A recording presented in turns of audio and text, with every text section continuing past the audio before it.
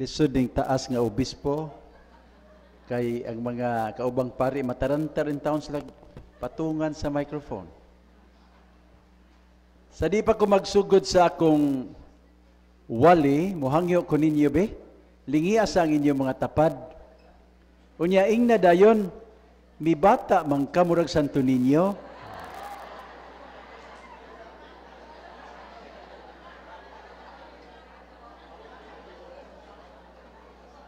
Mga igsoon, mao ni atong panghinaot para sa matag usa nga mubata ta dili externally but interiorly. Amen.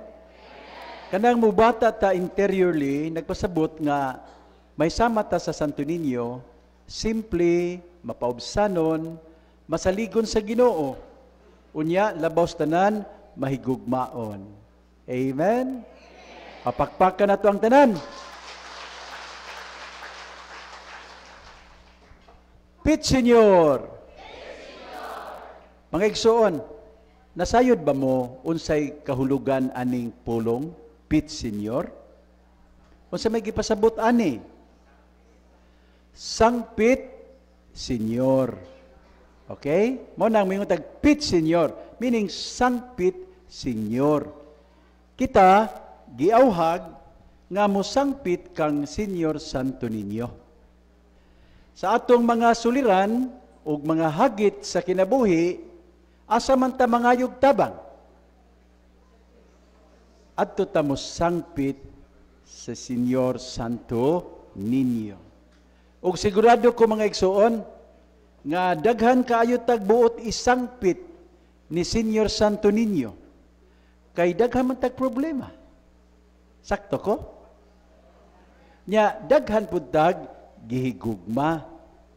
Ang atong mga anak, ang atong mga ginikanan, ang atong mga kaparintihan, mga higala, nga nanginahanglan sa atong mga pag-ampo. No? So ato silang isangpit ni Senyor Santo Niño. Pero mga igsoon, sayri ninyo, nga dili kita ang unang nanangpit, kundili ang Senyor Santo Niño. Ang Dios nagpakatao, nahimong bata, tungod kay doon na siya ay buot isangpit kanato.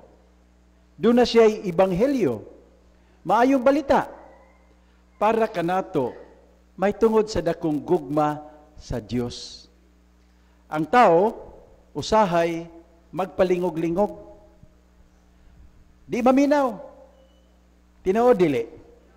Tinuod kayo, oy, gahi tag ulo, dugay makasabot. Tungod ani, ang Diyos manangpit. So, di lang kita ang nanangpit, ang Diyos di ay pod nanangpit nato. Busa karon mga igsoon, sa pag-ingon nato og sugod na sa sinulog kitang tanan magpit Senyor. Ang atong gipasabot ana, kitang tanan mosangpit sa Senyor og kitang tanan maminaw kay ang Senyor Santo Niño dunay buot isangpit kanato. Amen? Klaro ba na nato tanan? O pakpakan nato ang Senyor Santo Niño. Ang pangutana karon, unsa may buot isangpit ni Senyor Santo Niño kanato diha sa ebanghelyo karong adlaw. Paduula kanako ang mga bata ug ayaw ninyo sila pugni. Ha? Nadungog nato sa ebanghelyo kana. Mga ginikanan, mga guardians nga nadinhi, gihigugma ba ninyo ang inyong mga anak? Pagchor mo ba? Okay, akong usbon ha? Gihigugma ba ninyo ang inyong mga anak? Ang laing pangutana, giunsa man ninyo paghigugma ang inyong mga anak? Mga igsoon, nindot ni nga pangutana, kay ngano, daghan kanato, dili makamaong maghigugma. Dagan sa mga ginikanan karon sa ilang pagpangga og anak, pampering. Bishop, unsa man ang pampering? Iring raman hibaw-an namo.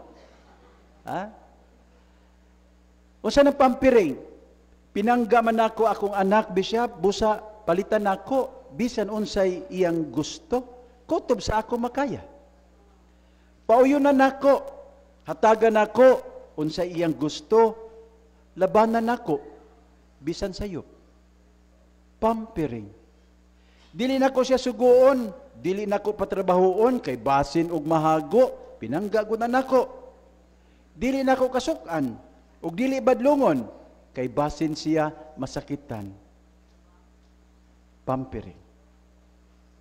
Ang ubang ginikanan sa ilang pagpangga og anak, sila nay mo trabaho sa mga buluhaton. Sa mga buluhaton sa bata, apil ang mga assignment sa eskwelahan. Moingon man, di na ako gusto masinati sa akong anak ang akong kalisod kaniadto. Pampering. Parents, guardians, please understand this. A bit of pampering is good, but too much of it can be harmful to your child. Nga naman, because it can make your child weak, dependent, forever immature, and irresponsible.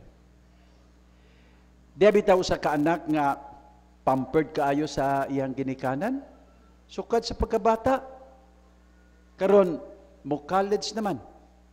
Sa unang higayon, mabulag siya sa iyang mga ginikanan. Kaya ato naman siya mo eskwela sa syudad. Abi ninyo, wa kahuman og first semester. Naghikog. Nga naman, tungod kay na-depress man siya. Wa na may mutabang niya. Siya na may mulihok tanan. Wa na may mulaban niya. Wa na may mulihok para sa iyang assignments. Naglisod na siya. Wala na mo trabaho para niya. So na-depress siya. Unya, nawad ang paglaom, nag-suicide. Nagbilin rabag suicide note. Abi ninyo, sakit kayo sa ginikanan. Kay iyang gisulat dito, miingon siya Ma'am, Dad, why did you not tell me that life is difficult? Asa ato pa, nganong wa man ko ninyo pahibalua nga ang kinabuhi dili day sayon. Mga anak, may mga kabataan diri no. Ang hinaot ko nga maminaw mo ni Bishop ha. Kuno galing badlungon mo ni mama o papa, ni mami o ni daddy, ni nanay o ni tatay, kung kasab-an mo nila sa panahon nga makasala mo, angay mo magpasalamat. Kung galing, nagdula mo sa inyong iPad o sa inyong cellphone, unya, gisugo mo sa inyong nanay o tatay, ayaw mo kasuko. Kung patrabahoon mo nila, angay mo magpasalamat. Kung di mo patuyangan sa inyong gusto, ayaw mo pangluod. In fact, you should be grateful to them because they are teaching you how to be responsible. You need to understand that life is indeed not easy. It is filled with challenges. When the storms of life come your way, you will be strong. Dali mo surrender sa inyong kinabuhi. Mga igsoon, sa Ebanghelyo karong adlaw, dihay mga tao nga nagdala og mga bata ngadto kang Hesus. Abi ninyo sa kultura sa mga Hudiyo, kasagaran nga muhimo ani ang mga inahan. Basta gani makadungog sila nga dunay magtutudlo o rabay nga muana sa ilang lugar, ang mga inahan magdala sa ilang mga anak.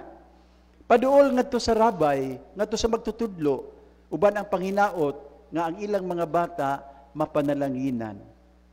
So mao ni nahitabo, pagkadungog sa mga inahan, maka-imagine mo nga si Jesus muadto sa ilang gidala ang mga bata. Uban ang panginaot nga ang ilang mga anak mabindisyonan ni Jesus.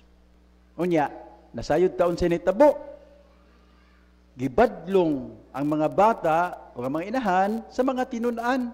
Tingali, di sila gusto nga madisturbo ang Ginoo. Samukan unya. Gibadlong. Karon, nasuko sa Jesus. Dili sa mga bata, kundi sa mga tinun-an. Unsa yang giingon? Paduula ngari kanako ang mga bata. Ug ayaw sila didi, ayaw pugni. Dinhi mga igsoon ato masabtan ang kasing-kasing sa Dios. Gusto sa Ginoo nga ang atong mga anak, ang atong mga kabataan, ato gyung dalhon ngadto kaniya aron iyang panalanginan. Ang Senior Santo Niño nanangpit nato karong adlaw sa tanang mga ginikanan ilabi na gyud og mga guardians, paduulan ninyo ang mga bata kanako ug ayaw pugni. The most important thing you can do for your children is to lead them to Jesus, to introduce them to God, and help them understand how much God loves each one of them. Mga igsoon, unsa man nato ni paghimo, pinaagi sa kanunay nga pagdasig nila nga mag-ampo gyud. Sa pagdala kanila sa simbahan, aron mo simba. Sa pagpasabot nila sa Kristohanong pagtuo. Unya mahimo ning sayon para kanila. Kung ang mga ginikanan maoy mag-una sa pagbuhat niini. In other words, if the parents are good models for their children. Sa Ebanghelyo, ato nadunggan ang mga tinun-an, maoy nahimong babag sa mga bata nga maduol sa Dios. Karong panahon na, makasubo, tungod kay dunay mga ginikanan nga mahimo usab nga babag sa ilang mga anak sa pagduol sa Ginoo. Ngano man, tungod kay wala nila buhata ang ilang bililhong papel isip mga ginikanan. Di batanon nga lalaki nga namatay. Pag-abot na dito sa ganghaan sa langit, tagbo ni San Pedro. Nya gibasa din ni San Pedro ang iyahang libro sa kinabuhi. Pagbasa pa ni San Pedro, panglingo San Pedro, oy. Grabe ni bataa, oy. Ha? Badlungon kayo. Gahig ulo, irresponsable, tapulan, way batasan, di mo tahod sa mga tigulang. Panglingo San Pedro, oy. Ingon siya sa Ginoo, Lord, idiretso na nato ni si impyerno. Grabe ni bataa. Abi ninyo, ang Ginoo, mingon siya, Pedro, ikaw ba? Di ka maluoy ang bata?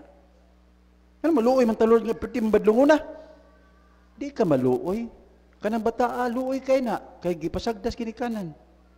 Wa gina siya disiplinahe, wa gina siya tudloe, wa disiplinaha, wa putagaig mayong ehemplos mga ginikanan, kaluoy ang bata. Pasudlan ang haris langit. Niingon ang Ginoo. Pero miingon ang Ginoo, draw. At tangi niya itong mga ginikanan, ha?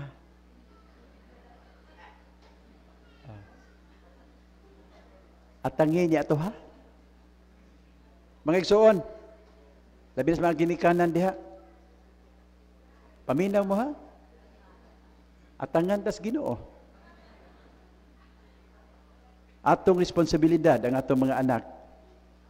At tangan tas sa Ginoo. Unsay gibuhat nato sa atong mga kabataan. Pit Senyor!